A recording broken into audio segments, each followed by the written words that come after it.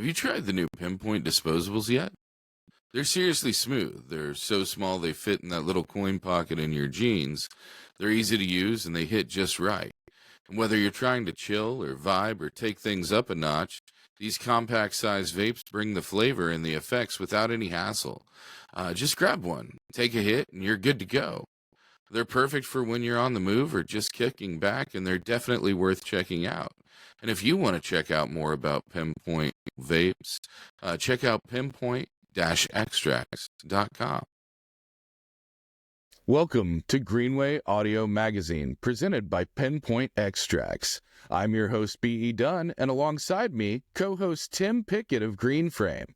Today we're going to talk about Missouri cannabis industry sales data and statistics, discuss some of the trends in products and development in the industry, and first, we're going to find out what's going on with Tim. It's the numbers episode. This is my favorite. Fireworks, confetti. It's my favorite of the month. I love talking data. Yeah, I'm excited about this one. Thank you, Pinpoint, and thank you, Brandon. Also, thank you to our viewers and listeners. We've been getting some good numbers, is what they call it in the industry. We've been getting some good numbers, some good views, some good subscribers. So if you haven't subscribed, I will not say smash the subscribe button or whatever they say, but please gently press it and subscribe to us because it really helps us out. Isn't that what they say? It really helps us out. So just apply firm but consistent pressure. Yeah, please. While subscribing. Yeah. But no, thank you to everybody that has watched and commented and called us. This has been quite a ride, Brandon.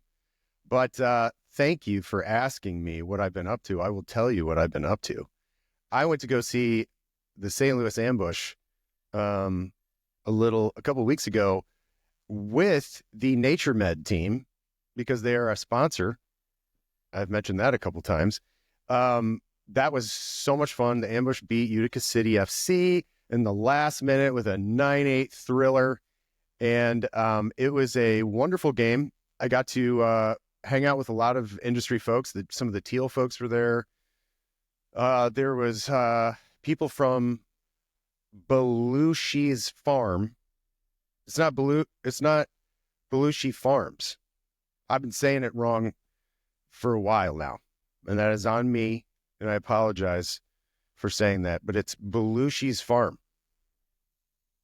And do you know what part of family Belushi's farm? Do you know who they're with in Missouri? What part of family? What family they're with? They're with the Carroll County Cannabis Boys. They are. Them C4. rootin' Duke boys. Z4. Yeah, Roscoe P. Coltrane after them, you know. That is a wonderful, joining of forces up there in Carroll County. It is, yeah. So we are excited to have Belushi's farm here in Missouri, and that is Jim Belushi. Okay, so here's the other thing, is that today is St. Patrick's Day. Now, something tells me you're Irish. Are you Irish? No. Okay. That was racist. Was it? I'm 50% Irish. Yeah, I'm Irish. Yeah. Are you? Yeah. 100%? There's some German and Polak in there. Really? Yeah. Okay. Yeah. A little bit of Scandinavian. But it's like a lot Irish. And then a bunch of, I just like meat and potatoes. You know, sure. Root vegetables, mead, you know, that type of stuff. Yeah. I'm half Irish, quarter German, quarter Belgian. Ooh. Yes. So today's St. Patrick's Day. And so I'm not sure how the cannabis industry celebrates. I don't know. Well, I am, because everybody writes Irish on all of their promotional materials today. I do have a shirt that says that, but I didn't wear it. Yeah, that's all right. Nobody there to pinch you today, little guy. No, for me, as a an Irish descendant, our big thing every year is we make corned beef. We do. You make it? Yeah. Oh yeah. Corned beef and cabbage. Yeah. Get a nice little brisket, brine it for a couple days. Yeah. Yeah, it's good stuff. Okay. What's your favorite traditional Irish dish? Green beer, or at least in my drinking days. I mean, that's a very traditional Irish dish. You walk into any pub anywhere in Ireland, and you're like, "Give me the green beer," and they're like, "We definitely have that." You're from America, yeah, yeah. I mean, I'll roll with some corned beef and cabbage. It's like we are getting those snakes out of Ireland or whatever he did. Wasn't that St. Patrick's? St. Patrick did that, or it's a legend or something. Yeah, but the funny thing is, there's no snakes in Ireland. Well, it's genocide. Yeah, I think he wanted the non-believers out of Ireland. I think that was his bill. That's literally what it's talking about, is St. Patrick driving the pagans out of Ireland by murdering their families. Sure. Yeah. That was good. Let's celebrate that guy. And today, well, I think today was his death, actually. So that's weird. We're celebrating him and also the day of his death. So I guess you could celebrate it two ways. We celebrate a lot of people's deaths, don't we? Or do we celebrate their birthdays? I think it's a little of both. But hey, this is a cannabis podcast, and I took it way off the rails once again. Look at the Irish. Pew, Oh pew, my. pew. But yeah, so today is St. Patrick's Day. I do think that they do have they usually have some sales around this, and like you said, some cool merchandise that usually goes with if you spend a certain amount, you'll get a T-shirt and some. Yeah, I know Dogtown is one of the most synonymous with St. Patrick's Day around, especially in Missouri and St. Louis and stuff. Kansas City always does some cool stuff, but just around the industry, we usually have some pretty neato bonito events going on around this time. And for instance, I know the Cannabis Agency is doing some St. Patrick's Day events right now. I know that Mana's in the middle of their 1,000,000 milligram giveaway for the month of March. That's a really fun promo. The first time I read the press release on that, I was like, that's way over somebody's allowance. You can't give somebody 1,000,000 milligrams. And then I realized that it's spread out. It's sure. through I would hope through so. buy one get ones and bud tender promotions and things like that. But yeah, the first time I read it, it was eye popping. And then I know that North has their Luck of the Irish event coming up this weekend. Greenway has our Best of the Industry celebration at the Greenway Industry Mixer this weekend in the Grove at Trops. There's several events going on around the state today with Route 66 in Dogtown. Illicit's got several pop-ups. Vertical's got some stuff going on. Greenlight's got a few things going on. I think the Central West End Good Day Farms has got some events going on today. Fun. So get out there, check out and see what's going on. See who's interacting with you. That if you're not going to be in St. Louis to attend the Greenway Industry Mixer, but you are on the eastern side of the state, I would definitely tell you to head out to Imperial and check out the Luck of the Irish North Night Out. They always do really cool, fun events and stuff like that. And then Greenlight Underground is also this weekend in Springfield. Cool. So cool That's stuff awesome. going on. Yeah, good stuff. So let's get into my favorite episode of the month, where we talk numbers. Brandon, last month we went up, but we went down. That's a question. I always like to lead in with a question. We went down, but we also went up. Yes. So I think what you're getting at is that our monthly sales from January to February did drop, just like our monthly sales from December to January dropped. But the year-over-year sales, we talked about this last month. The year-over-year sales are more indicative of where the market is at. And so drilling down even a little bit further on this month, I went into a little more data whenever I wrote about it. But the year-over-year sales from January of 2024 to January of 2025 went up by a little over 11%. Now, the February sales, despite the weather, despite all the madness that we had as far as ice and snow days, trapped at home with your children and family members, and your friends or lovers who didn't have to go into work, and you just spent tons of minutes and hours together nonstop for what felt like months on end. It was like a mini pandemic. It was like a mini pandemic. Yep. But despite all that, our numbers for February were actually a little over 6% higher than February of 2024. And what's really interesting about that is February 2024 was a leap year. So we had an additional day. Oh. We were already a full year into adult use, and we still wind up, even with all the things that could have made February unsuccessful as a month, we still wind up posting higher total sales numbers than we did the year before. Yep. And Brandon, this is why we pay you the big bucks, because you dive deep into the data.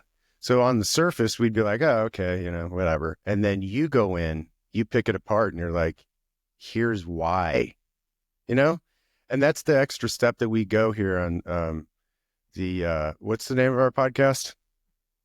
Greenway Audio Magazine.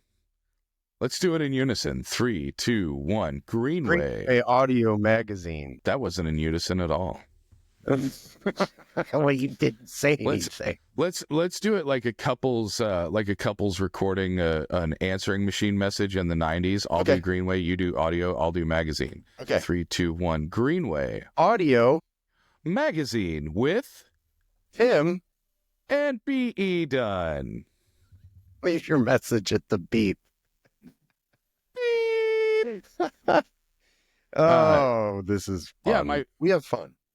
My favorite stat to just kind of show exactly where the market is at is that even though our sales went down, total monthly sales from January, even though our total monthly sales from January went down from December, February with 28 days was our third highest daily sales average month of all time. Love it. So November and December of 2024 were 4.27 and 4.22 million per day average, respectively. And February was 4.15. So even though you look at the line graph and you see, oh, we went down. We went down because there's fewer days in the month. We went down because people didn't have access.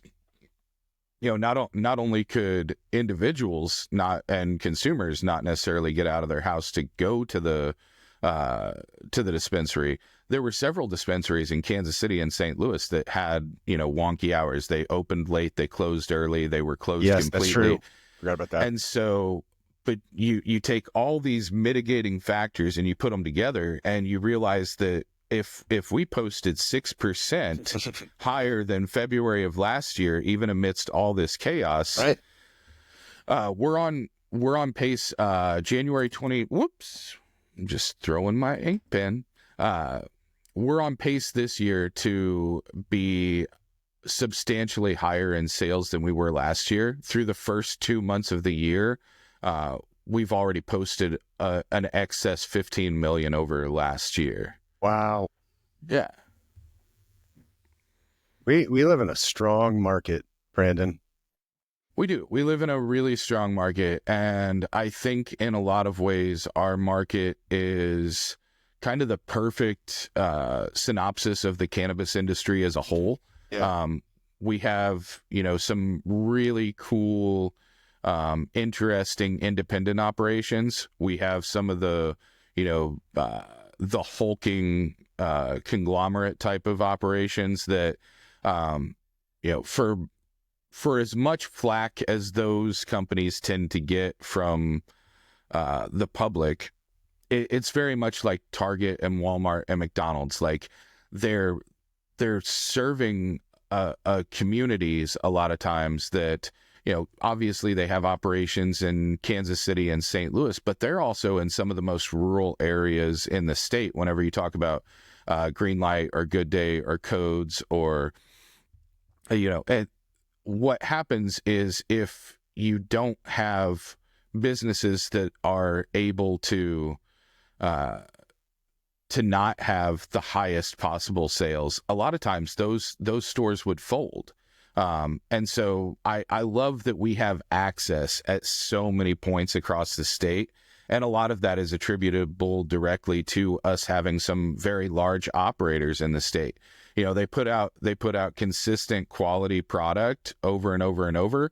Whenever you go into a Green Light in St. Louis, or you go into a Green Light, in Southwest Missouri, it's a very similar product lineup. Whenever you go into a Good Day in Kansas City, or you go into a Good Day in St. Louis, it's a very similar product lineup. Same with Codes in, Columbia versus Cape Girardeau or something like that.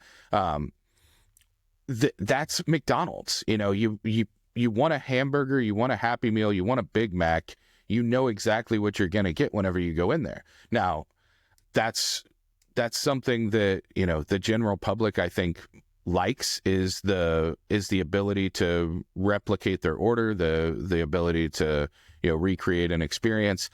And then on the opposite end of that, we have operations like Easy Mountain in Southwest Missouri, Cassville Dispensary, North Missouri Wild Alchemy, and all of these are smaller, one or two operators that have a lot more diversity as far as their offerings, because they're not tied to any vertical. So they take in as much as they can from as many different providers as they can. Mm-hmm. And I think that's one of the cool, really interesting parts of the Missouri market is you see a really high number of brands, a really high number of manufacturing licensees and products and things like that. You see a lot of diversity in our flower. You were talking about Belushi's farm earlier. We have C4 is a clean green certified operation. There's not a lot of those in the country, especially for us to have, multiple brands in the state. Right. I don't know if they still are, but I know Robust, whenever they first started out, had the clean green certification and things like that. That's also a renewal process. It doesn't necessarily mean they changed. It doesn't necessarily mean that they changed anything about their process. They could no longer be clean green certified and have everything the exact same way. But they put out really high quality flower. C4 puts out really high quality flower. And those two are relatively small cultivators in comparison to a company like Proper or Illicit or Flora. Flora is one of the largest flower producers in the state. Yeah. And I think they fly under the radar a lot of times. Mm-hmm. Vivid has gotten a ton of attention over the last year, especially with Florida Kush being so wildly successful. But prior to Vivid winning for Florida Kush, Flora had won either Cultivator or Cultivar of the Year each year that we had done it. Mm-hmm. They won either one or both each year that we had done it. Wow. And, I gotta and tell so you. Yeah. Sorry. I apologize. I was just saying that I think that whenever you look at all the other markets, you look at Michigan, Colorado, California, Florida, Illinois, you see different representation of each of those. Florida's a medical only market that every company there has to be a vertical.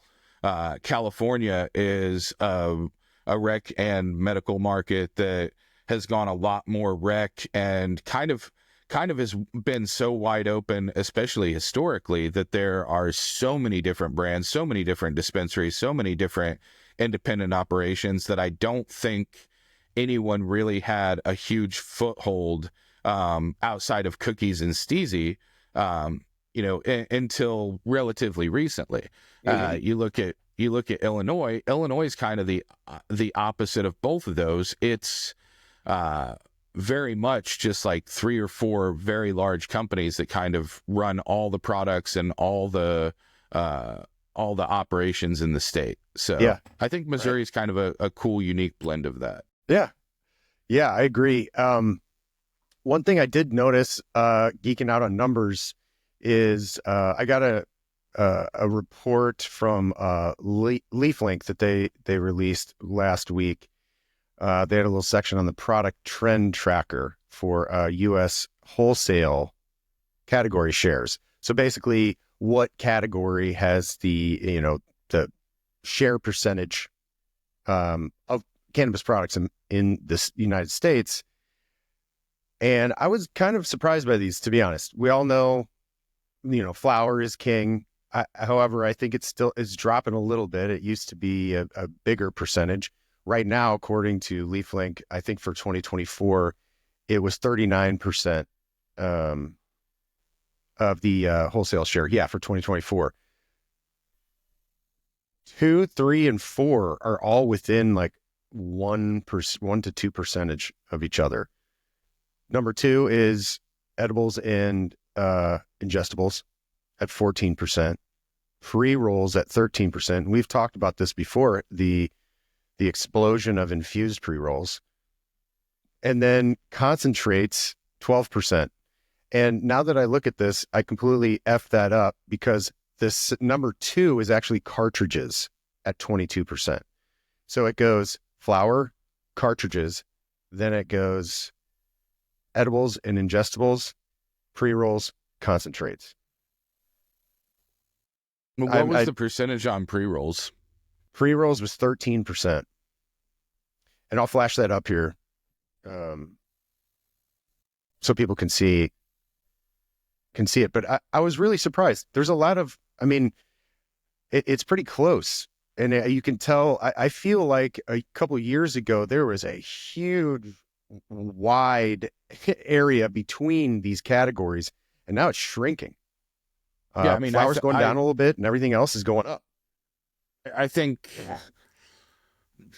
I'm not gonna say a year, because I'm not sure exactly which one it was, but in one of the MJ Biz yearly guides that they do,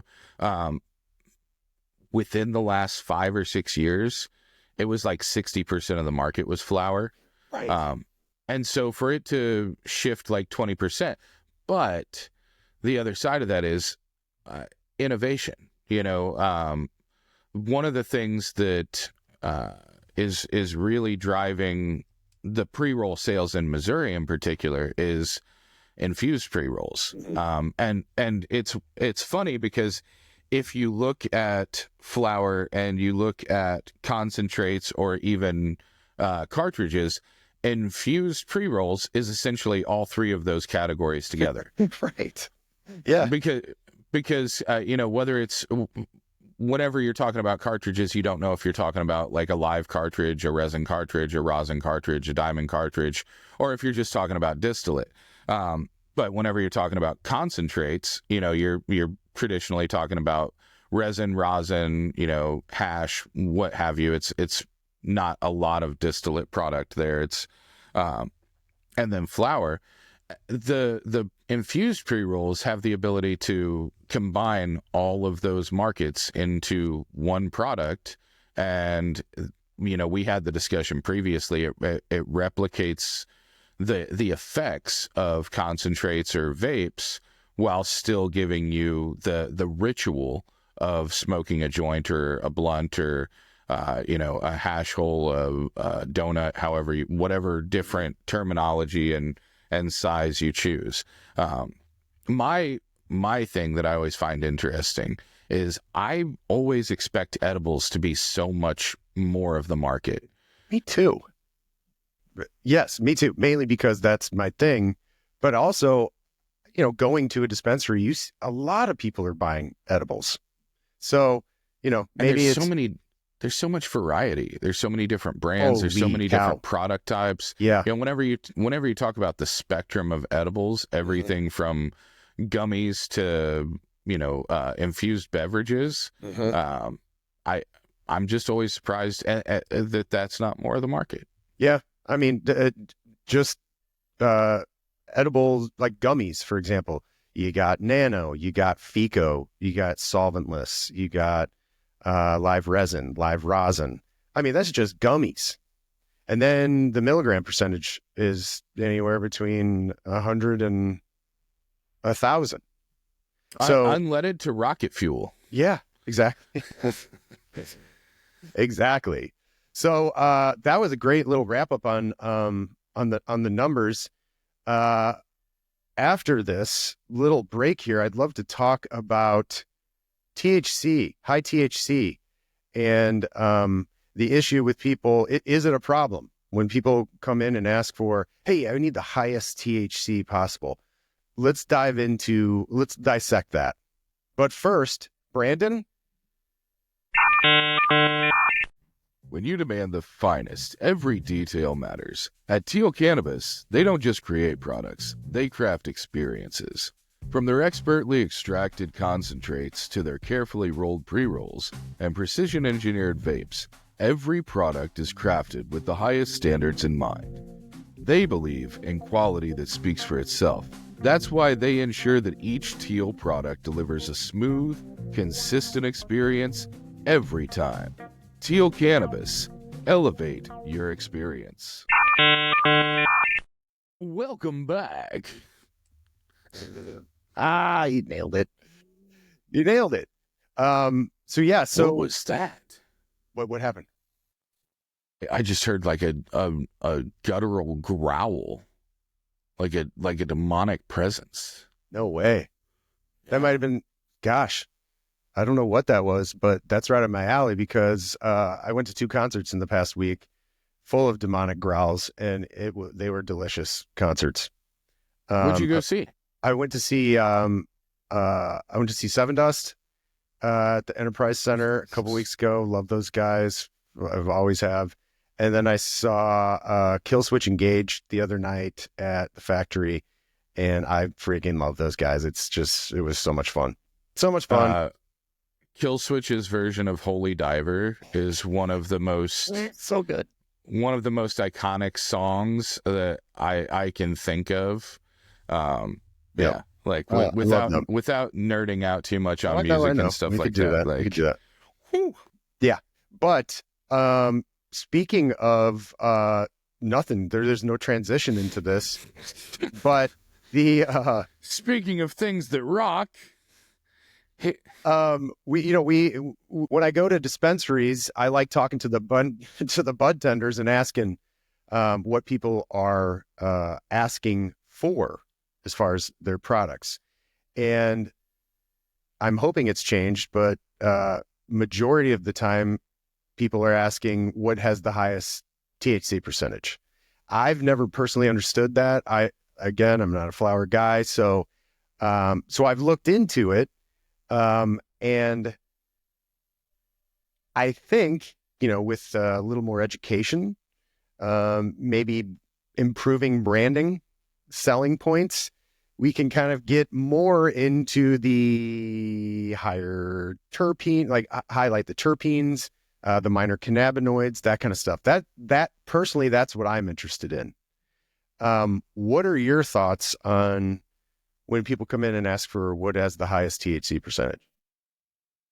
Well, I think whenever we're talking about numbers and sales data and stuff, since all those numbers are coming from a retail standpoint, I think it's important to remember that some of those numbers are not what they appear to be. It's what we were talking about earlier. Yep. I think that's the same situation we now find ourselves in with flower. Okay. And what I mean by that is whenever somebody comes into a dispensary and they say, hey, give me the best thing you have, 9 times out of 10, bud tender, when they're talking about flower, is going to be like, oh, this is our top shelf selection. It has the highest THC percentage.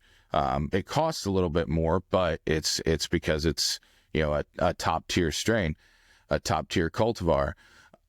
But the thing is it really?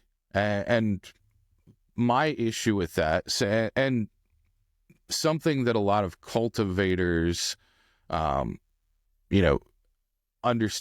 and will kind of second, is THC percentage is not a good indicator of quality. Right. It's a good indicator of potency, to some degree, and this is one of those neural pathway conversations where we're going to start right here, but we can go this way and this way and Right. this way and this way, and That's we true. can go this way and this way and this way and this way. And so trying to keep a somewhat linear thread here. Yes. When I say potency, I'm going to use that in the same way that we're judging the quality. Nobody walks into a bar or walks into a liquor store and says, I would like to have your finest Everclear. Right. People buy Everclear, but they know what they're buying when they get that. They don't expect that just because it has the highest proof percentage and it has the most alcohol content in it, that it's the best thing in the store. That's the misconception that we have with the average consumer in marijuana, is that THC percentage is a relatively good indicator of potency. However, just like with alcohol, you can have 100 proof vodka, you can have 100 proof whiskey, you can have 100 proof tequila, you can have 100 proof gin, et cetera, et cetera, et cetera. And you may have a different effect for your body. You may be a woo girl whenever you drink tequila. Yeah. In fact, I'm pretty sure you are. I am. On the other side, you may be, I'm going to go ride a mechanical bull whenever you drink some whiskey, you may be an angry drunk if you drink too much vodka. Mm-hmm. It's all about body chemistry. And that is where it's very similar to cannabis, because no matter what that proof percentage is, it's going to be different for your body chemistry. Right. Now, if you smoke something that's 35% THC, you're probably going to get pretty high. Mm-hmm. It may not be the high that you enjoy. It may not be the high that you desired, but you're probably going to get pretty high. Right. Now, conversely, you may smoke something that's 15% THC, but because it has different terpenes and it has different cannabinoid profiles, it will have a more substantial and more enjoyable high for you than what that 35% flower did, because it may be filling in the gaps that your endocannabinoid system needs, and at the same time giving you a much deeper and richer high, because of what the entourage effect. And so whenever we talk about quality, there's another level to what I just said, that if you smoke the exact same cultivar, 15% THC blueberry muffin at 6 a.m. on Monday with a cup of coffee, right, and then you and then you smoke the exact same thing 6 a.m. on Tuesday with a full breakfast, it may hit completely different. The sensation, the effects, the high, all of it can be completely different. It's the exact same thing, but it's because of what your body is lacking and what it's making up for and what gaps are being filled in. So whenever we talk about quality and we use THC percentage as a metric for that, it's really hard to explain to someone whenever you kind of peel back the layers how THC percentage is a good indicator of quality, because it's a good indicator that that's what it was grown to achieve. You know, if you're hitting 30+%, then you're trying to achieve higher THC percentages. That's what you're breeding it for and things like that. And there are some higher THC percentage cultivars that do have, you know, a good cannabinoid profile. They do have good terpene profiles, but just the THC percentage on the outside of the label is not a good enough indicator to say that something is a high quality cultivar. What we need to be looking at as an industry is, how do we get away from buying flower, you know, from a wholesale standpoint, just based on the THC percentage. You know, if we were in the alcohol industry, nobody's going to pay the same price for Pappy Van Winkle that they do for Everclear. You know, there's a certain understanding of quality and craftsmanship that goes along with things that necessitates a higher price. And right now, our industry kind of lacks that understanding, both from a retail standpoint and being able to relate it to customers, and additionally on a wholesale side. I mean, cultivators charge more for flower with higher THC percentage, because retailers will buy it, because consumers will come in and ask for whatever the best is or whatever the highest is, and so it does go faster. Mm-hmm. But that's one of those things where, as an industry, it's our obligation to not focus so much on one aspect of something that we lose the educational aspect.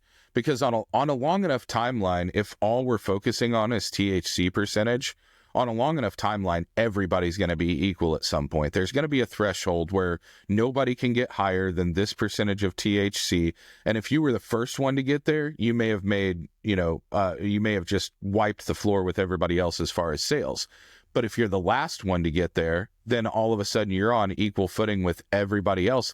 They don't have anything that differentiates themselves anymore. So then at that point, we're talking 10, 15 years from now, potentially, then all of a sudden we're going to try and go back and re-educate all these customers that have been buying cannabis for 10 or 15 years. And then you're in the trap of, I know better. You guys are just trying to sell me something I don't need.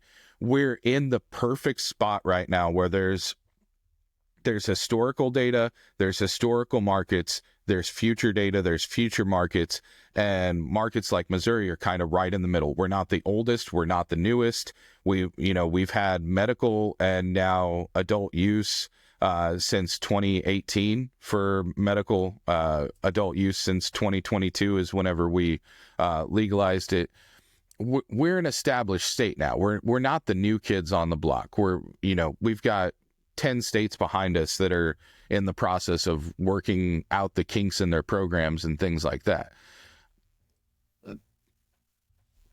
We have to find a way to educate consumers now and patients now, so that we never get to a point where everybody's at exactly the same level, because there's nothing else to add to the conversation.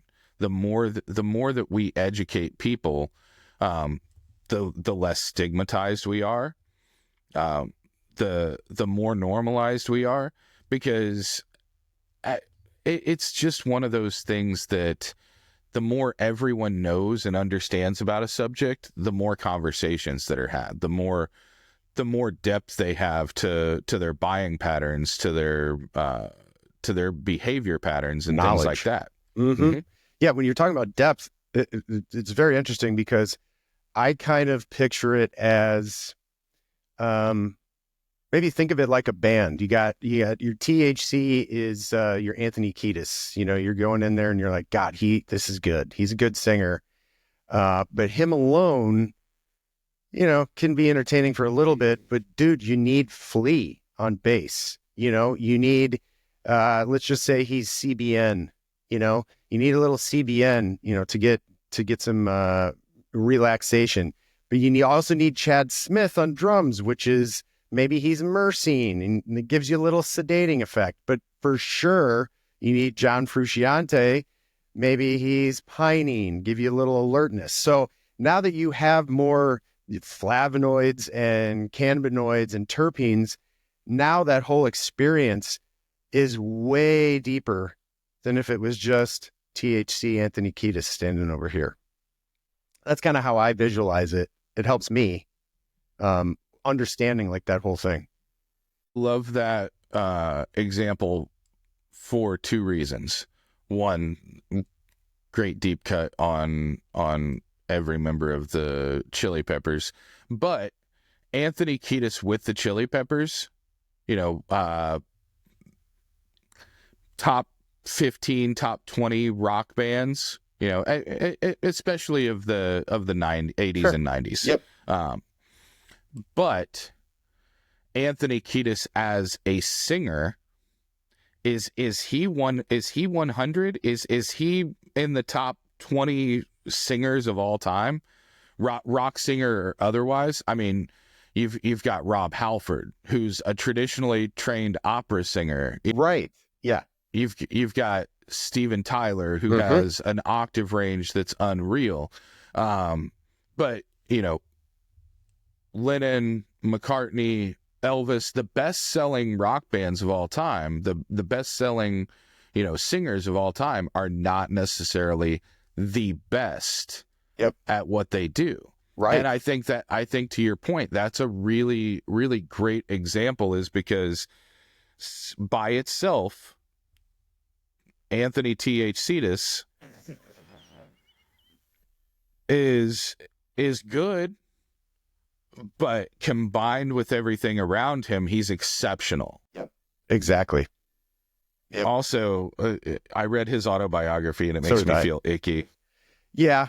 I mean, there's some icky parts in there. It is the greatest rock biography I've ever read. It's an autobiography, but holy cow, what a freaking life. But yeah, weird parts. Yeah. Weird parts. Yeah. So this was the February data numbers episode. I mention it every time, but this is episode 7. I'm going to say it until 10. I think 10 is a good milestone. Then I'll stop. But every episode is another mountain we've climbed together, Brandon. And I am glad to climb these mountains with you, brother. We recently spoke to Laurie Parfitt We from did. Headset. Yeah, and the fractional got CMO. A little more, Yeah. got a little more information about some of the data trends in Missouri and some of the sales data and what's driving sales and what products are dominating the market right now. So let's check that out. Welcome back to Greenway Audio Magazine. I am here with Headset's fractional CMO, Laurie Parfitt. Laurie, thank you for joining us. Thank you so much for having me. I'm excited to be here today. Yes. Where are you beaming in from? I am beaming in from Chicago, Illinois. So Chicago, Illinois. All right in your right. neck of the woods. That's right. Okay. Well, let's get into it because as two huge data nerds, we were extremely excited to have you to talk about the Missouri market and what's going on, marketing trends, sales trends, and all that kind of stuff. So before we had you on, we were just talking about some of the data, and I was like, hold that thought. Let me hit record because I really want to get this out there for people to hear and for us to kind of marinate on and have some talking points. So Missouri market, how are we doing compared to, let's just say compared to Illinois? So it's actually amazing. Missouri went adult use in February 2023. Illinois went January of 2020. And Missouri's just about almost as big. I mean, Missouri is about between 1.4 and 1.5 billion. Illinois is just around 2 billion. And the fact that Missouri has caught up to that level is absolutely incredible. And they have done it with having some more brands, more distribution, and really a more robust model than Illinois. Interesting. Okay, so as far as when we're talking brands, what are some of the brands? I mean, I think Brandon and I probably have a good idea of who it is, but as far as headsets data, as far as sales and revenue, could you kind of rattle off the top 5, 10? Absolutely.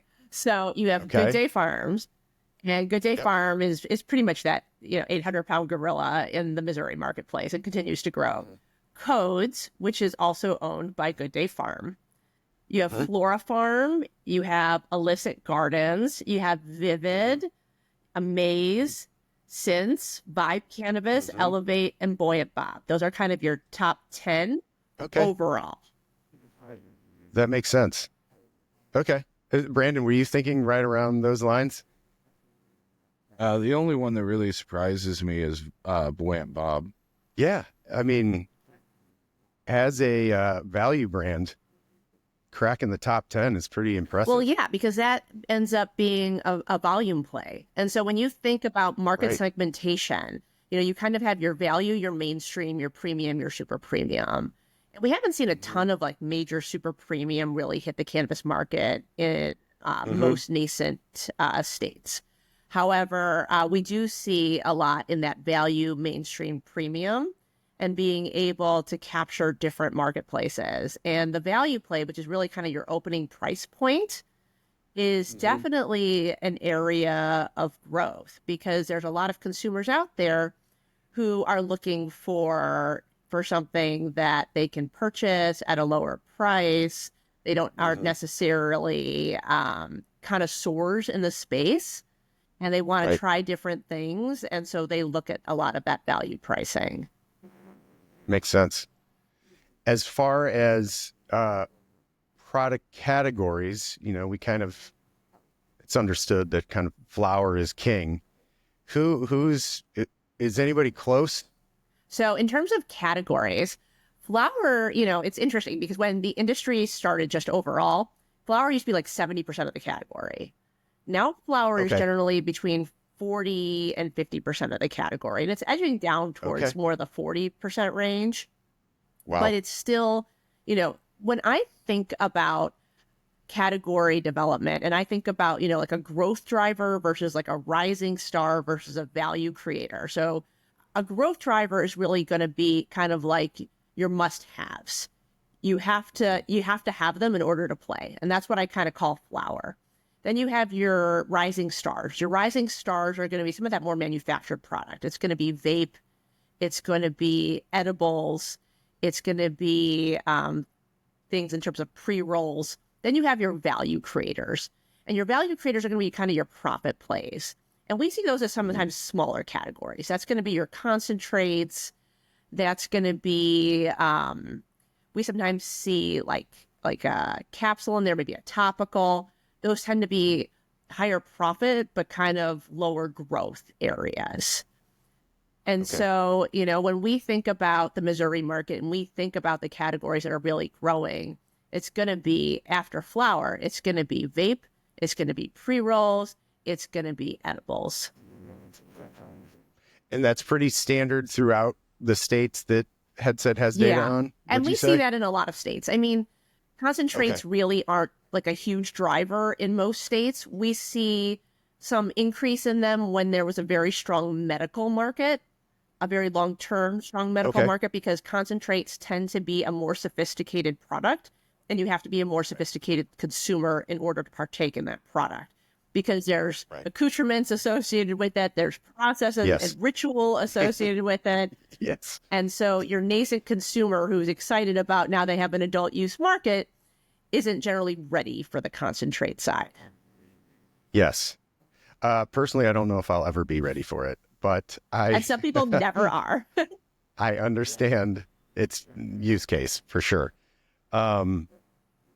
Yeah, it's okay. So as far as trying to think, have you noticed any brands, at least that you have seen that has kind of shot up, over the past 6 months to a year that maybe you weren't aware of, and then all of a sudden they started popping up in the top 5, 10? Generally speaking, I would say that the brands that are in the top 10 in Missouri are the top 10, and they've kind of been there. But there was one brand that I thought was really interesting. It's Indie Vape, and it's made by a company called Nuthera. And they are based in Kansas City. And Indie Vape existed, but it existed more as a cartridge. And what we're really seeing in the marketplace, and not just in Missouri, but we're seeing it in a lot of different markets, is that all-in-one disposable tends to be the major growth driver. So cartridges are still a huge part of the market, but they're not really growing. In some cases, they're kind of declining. Really? Yeah, because people don't want to buy cartridges and put it into their vape. And it's kind of like concentrates. You kind of want the one and done versus having to play with things and plug things in and all that. Yeah.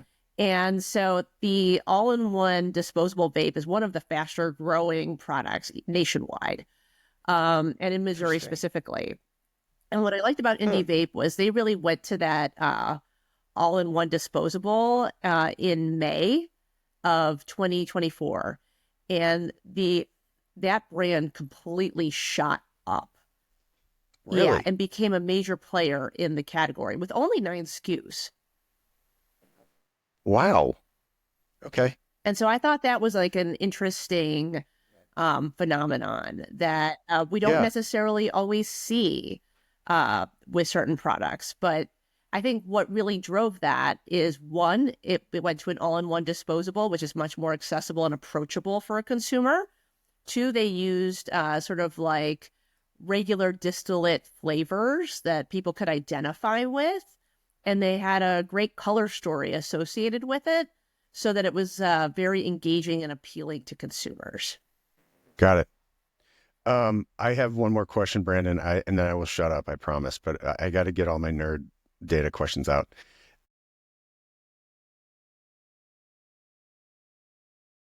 As if we've talked about brands and categories that are shooting up, have you seen any regressing? Not necessarily regressing. I mean, flower still is going down, but I think some of what we see with flower going down is that there's been a shortage in that marketplace for flower. And so in the sense that, they're still trying to catch up to major cultivation levels. And we've seen a little bit of a shortage there. We've also seen some regulatory things going on in Missouri we saw some holds that kind of affected that side of the marketplace. So I don't necessarily think it's a consumer-driven demand issue. It's really more of a regulatory and capacity issue that we're seeing. Got it. Additionally, Missouri really changed some of their packaging requirements and the process for getting your packaging approved. And now it can take longer to have that happen. And so that has kind of prevented some categories from seeing, more growth. Got it. Makes sense. But at the end of the day, Missouri is a very well-run market. And I think, what they did, which other markets didn't do, is they kind of looked at what everybody else did and said, what did they do right and what did they do wrong? And they decided that they were going to do the things that were done right, and they were going to not do the things that states had done wrong. Versus other markets, which we've seen a couple on the East Coast where they looked at everything, that all the other markets did wrong and said, hey, let's just double down on that. And so Missouri had a really great fast start, and they've been able to maintain their value as a major market in the cannabis space. Well, Laurie, thank you so much for coming on here, explaining all of this to us. I've been taking tons of notes because I want to revisit a lot of this afterwards, but thank you for your time. And I'd love to, if we have some questions down the line, I'd love to reach back out to you if you wouldn't mind. I would love to talk more about the marketplace. So any questions you have, or if you want to reconnect, please reach out to me. I've enjoyed being here today. Thank you so much, Laurie. I appreciate it. Have a great rest of your week. Thank you. You too. A shout out to Jake over at Headset. He's one of the people that's focusing on the Missouri market and getting everybody connected in Missouri. So shout out to Jake for getting us connected to Laurie, and thank you Absolutely so much for your time today. Thank you. So to one of the things that Laurie said in there, I think it's important to understand that whenever companies like Headset, BDSA, any of the largest data companies that do national data, a lot of times they make assumptions based on what the data shows. And 99% of the time, they're correct. However, one of the assumptions that's made with the data in our discussion with Laurie, she talks about the demand for flower going down based on flower shortages and recalls. Those two things did not significantly impact Missouri in any way. Whenever we're talking about the recession of flower popularity, most of the recalls outside of 2020 had virtually no impact on any flower product on the market at the time. And 2020's recall was a voluntary recall that was resolved very quickly.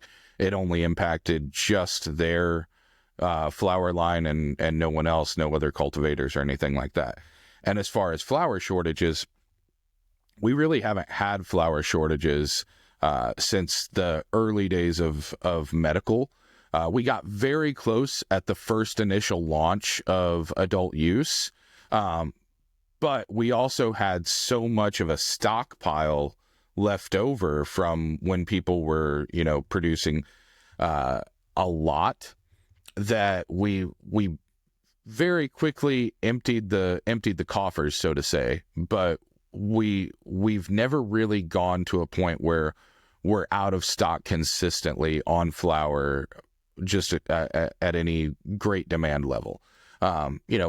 Occasionally certain cultivars, certain cultivators, maybe they had a short run, maybe it was limited, maybe, it became hugely popular, things like that. We do have a problem in the market for independent independent manufacturers as far as being able to source distillate and biomass at times.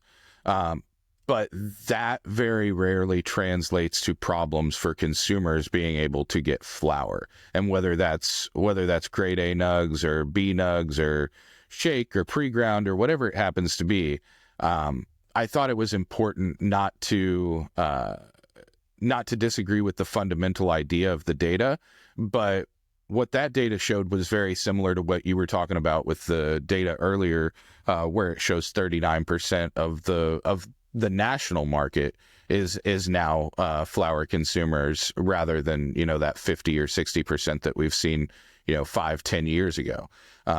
So it's just one of those things where because we're boots on the ground, we get a much clearer picture. Exactly. And I never want to make it out like the data's incorrect. I just simply want to add additional context that we have that they didn't have whenever they were making assessments on the market. Right. Of course. Yeah. Thank you so much for joining us. It's been a pleasure being in your ear holes with Tim. And we hope you continue to listen. And I promise next time, Tim will be back to doing the intro and outro.